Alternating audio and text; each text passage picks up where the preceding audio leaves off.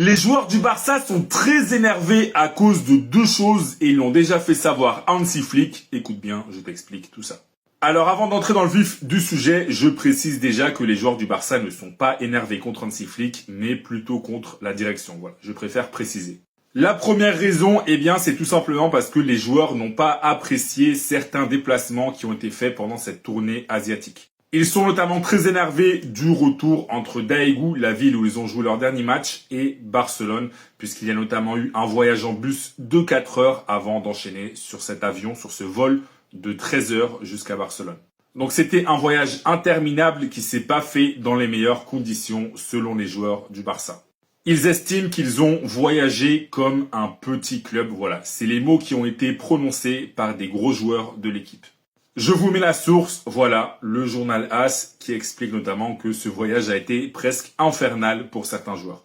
Et donc forcément, les cadres de l'équipe, eh bien, ils se sont plaints auprès du Hansi Flick. Donc voilà, je précise encore une fois, les joueurs n'ont rien contre Hansi Flick, au contraire, s'ils sont allés vers lui pour se plaindre, c'est qu'ils ont confiance en lui.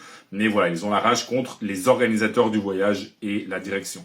Et la deuxième raison qui explique l'énervement de pas mal de joueurs du Barça, on en avait déjà parlé rapidement, c'est ce qui se passe avec Ter Stegen. Les joueurs considèrent que le Barça, la direction du Barça, est injuste envers Ter Stegen et qu'elle ne le traite pas comme il faut. Vous savez que la direction du Barça fait tout pour le mettre à la porte, que le Barça va aussi lui retirer le brassard de capitaine, mais les joueurs du Barça, ils sont du côté de l'Allemand. Et c'est un sujet très sensible et qui en énerve plus d'un dans le vestiaire. Donc voilà, pour résumer en ce moment, la relation entre les joueurs du Barça et la direction, elle est plutôt tendue. Et si toi t'es fan du Barça, dis-moi dans les commentaires, tu es plutôt du côté des joueurs ou de la direction? Dis-moi toi en commentaire et si tu veux être au courant de toute l'actu du Barça, je t'invite à t'abonner. 4 attaquants, 3 places. Tout le monde pense que c'est lui ou lui. La réalité, c'est qu'on essaie de nous faire croire que Rafinha pourrait pas jouer 10 parce qu'il n'est pas assez technique, qu'il n'est pas assez bon dans le jeu, qu'il n'est pas assez bon à la passe. Voyons voir ça. Juste un extrait d'un petit match. Et pour ceux qui suivent réellement le Barça, vous savez que Rafinha, c'est un ailier gauche qui a tendance à jouer énormément dans le cœur du jeu. La petite passe, pied droit, s'il vous plaît, pied droit. Il peut tout aussi bien jouer sur le côté, que dans le cœur du jeu, que déborder. Sans parler de sa qualité de passe, sans parler de sa qualité de centre, sans parler de tout ce qui peut aller avec. Il y en a beaucoup dans vos têtes, Rafinha, c'est un ailier pas dribbleur, ce qui est totalement faux.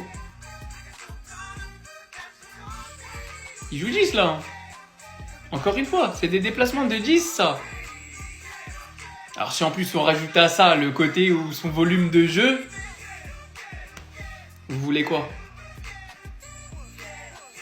Rafinha est l'un des joueurs la saison passée à avoir réussi le plus de passes clés qui amènent du danger dans la planète. Je sais pas si vous réalisez. Regardez, oh, ce volume de jeu, bordel. En fait, ce joueur, c'est le joueur le plus complet du monde, je crois. Offensivement. Ailier, 9, 10, je suis sûr qu'il serait capable de jouer piston. Comment vous voulez qu'on soit pris au sérieux? La gestion, enfin la Porta, Deco, c'est qui s'occupe de ça? Le club aurait laissé accidentellement Christensen en Corée du Sud. C'est uniquement au moment du vol qu'ils se sont rendus compte qu'il n'était pas dans l'avion. Il reviendra à Barcelone un peu plus tard et il est safe. Bon, ça c'est le plus important. Mais c'est quoi en fait? Vous voulez vraiment le faire partir à ce point-là? Il n'y a pas quelqu'un qui fait l'appel. En fait, Flick en même temps il doit tout faire. Et je le comprends en vrai. S'occuper du cas Laporta qui ment à tout le monde sur les stades.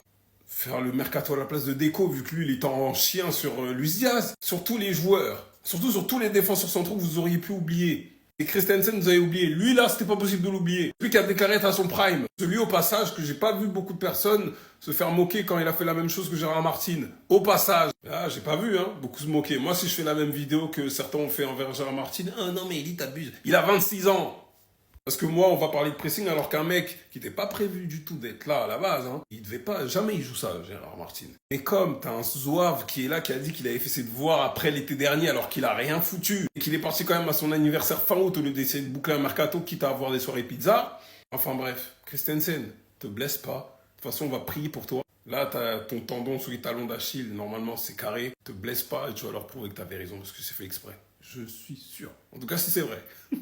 Alors là, Ter Stegen est foutu. Il continue à rendre fou le FC Barcelone, sauf que là, il risque une grosse sanction. Commençons déjà par ça, pour vous dire à quel point le Barça en a marre de lui. Ils songent déjà à lui retirer le brassard. Là, on nous dit, Frenkie de Jong est le favori pour être le premier capitaine du FC Barcelone. Il prendra le brassard s'il est retiré à Ter Stegen. Et on nous précise que Rafinha, Ronald Araujo arriverait ensuite dans la hiérarchie. Pedri, Gavi et Inigo Martinez sont d'autres candidats. Personnellement, je pense que c'est Rafinha qui va le prendre, étant donné qu'il en a parlé il y a quelques jours. Il dit, ça n'a jamais été un rêve, mais être perçu comme un leader par le vestiaire, c'est une fierté. Et on connaît tous le niveau qu'il a lorsqu'il a ce brassard. Maintenant, en ce qui concerne Ter Stegen, c'est lui qui avait annoncé sa blessure au FC Barcelone. Et même pour son opération, il était allé tout seul, il n'a pas voulu que le Barça l'accompagne. Et bah là, aujourd'hui, on nous informe que Marc-André Ter Stegen devrait être prochainement sanctionné par le Barça. Pourquoi, vous allez me dire? Tout simplement parce que l'actuel capitaine Blaugrana a refusé de donner son accord pour que le club envoie son rapport de blessure à la Liga, empêchant ainsi au FC Barcelone d'économiser 80% du salaire du joueur au fair play financier. Vous voyez, le gars, son objectif, c'est de foutre le Barça dans la merde, les appuyer jusqu'aux os. On nous dit, le club catalan a donc ouvert un dossier disciplinaire à son encontre qui pourrait aboutir à une sanction immédiate. Il risque une rupture de contrat. Pour ceux qui se demanderaient pourquoi il fait ça au FC Barcelone, voici la réponse. La direction du FC Barcelone est convaincue que Ter Stegen est contrarié car Hansi Flick ne l'a pas titularisé lors des derniers matchs du championnat, ce qui lui aurait permis de percevoir un bonus de 3,5 millions d'euros. Donc voilà, étant donné qu'il a perdu cet argent-là, il veut faire regretter le FC Barcelone. Là, on parle du capitaine, hein. C'est vraiment une folie.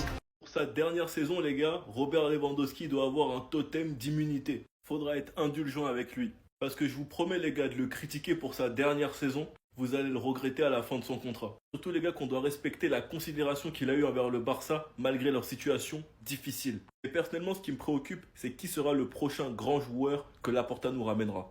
Je n'y crois pas une seule seconde, même si nous savons tous très bien que Haaland est le chouchou de Laporta, ou bien même que Alvarez est une piste claire. Personnellement, pour l'instant, je n'y crois pas. Mais ce qui est sûr, c'est que Robert Lewandowski va devoir être remplacé. Sa première saison avec 33 buts. Et d'ailleurs, la saison pour sa première saison au Barça, il prend le Pichichi, la Liga et la Supercoupe. Sa deuxième saison, 26 buts, qui pour moi est sa pire saison. La différence entre le Lewandowski avant la Coupe du Monde et après la Coupe du Monde est énorme. Bref, il n'y a rien à dire sur cette saison, on a fait une saison blanche dans tous les cas. Et pour finir, la saison 2024-2025, 41 buts. Statistiquement, c'est sa meilleure saison au Barça. Mais personnellement, je préfère toujours le Robert Lewandowski 2022. Comme quoi, les gars, les stats, ça ne fait pas tout dans le football. Et bref, cette saison, Coupe du Roi, Liga, Supercoupe. Il aurait pu avoir le Pichichi, mais malheureusement, la blessure en fin de saison ne l'a pas aidé. Mais il a quand même bien tenu la cadence pour son âge, sachant qu'il était quand même en concurrence avec Mbappé. Ce qui fait qu'en 147 matchs au Barça, il a 101 buts, 20 assists et 5 trophées. On attend de voir ce qu'il fera pour sa dernière saison. Pour l'instant, en pré-saison, il est en pétard, 3 GA. Un immense respect à Robert, on va profiter de cette dernière saison. Et je pense que le joueur qui sera le plus affecté par ce départ, ce sera Gavi.